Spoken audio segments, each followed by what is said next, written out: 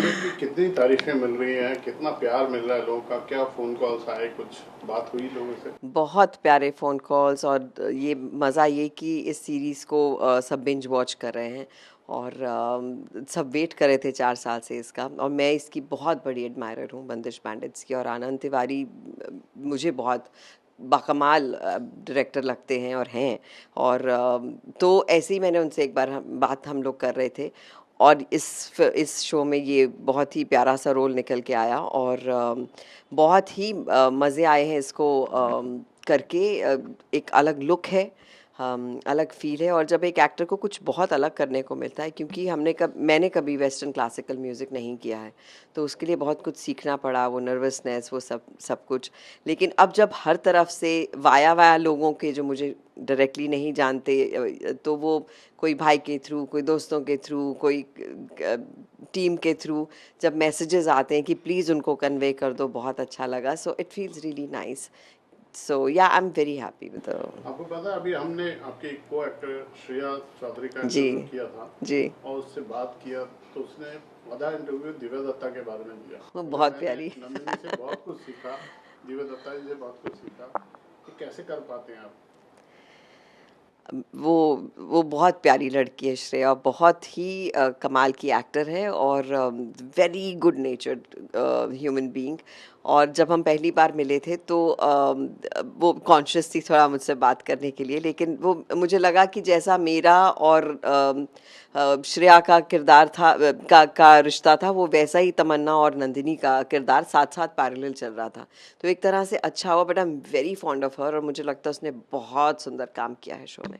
आपको याद है आप अपने पिछले इंटरव्यू में एक किस्सा बताते हो जब आप बच्चन साहब के सामने कांप रहे थे, नर्वस हो रहे थे, तो बच्चन साहब ने बुला के आपको शेकन किया था। जी। सेम आपने श्रेया के साथ किया, ऐसा आई उसने बोला। So sweet. बोला मैं बहुत बहुत नर्वस थी दिव्या जी के साथ काम करने के लिए, मगर उन्होंने मुझे बुलाया, इधर आओ, क्या प्रॉब्लम है, ऐसा किया था, ऐसा कुछ हुआ था? मैंने उसको कहा था कि तुम मुझसे कम बात क्यों करती हो। तो आई थिंक कुछ चाहिए होता है वो आइस ब्रेक करने के लिए, क्योंकि कोई भी होता है, थोड़ा वक्त लगता है एक दूसरे को जानने को। और शायद वो आपका काम देख चुके होते हैं और तो वो एक अलग प्री कंसीव्ड नोशन होता है।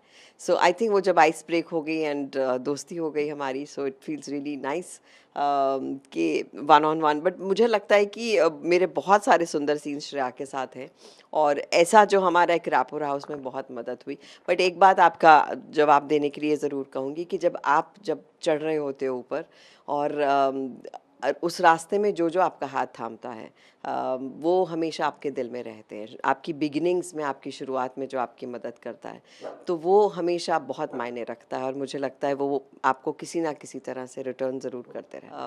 आई think someone up there listens और सुनते हैं। और ये जो प्यार मिलता है, ये आई थिंक मेरे लिए इससे बहुत ज़्यादा यहाँ पर। मैं बस लास्ट में एक थोड़ा सा मुश्किल सवाल है, अपनी की हुई भूमिका में से आपको अपनी सबसे बढ़िया सफल कौन सी भूमिका पसंद है?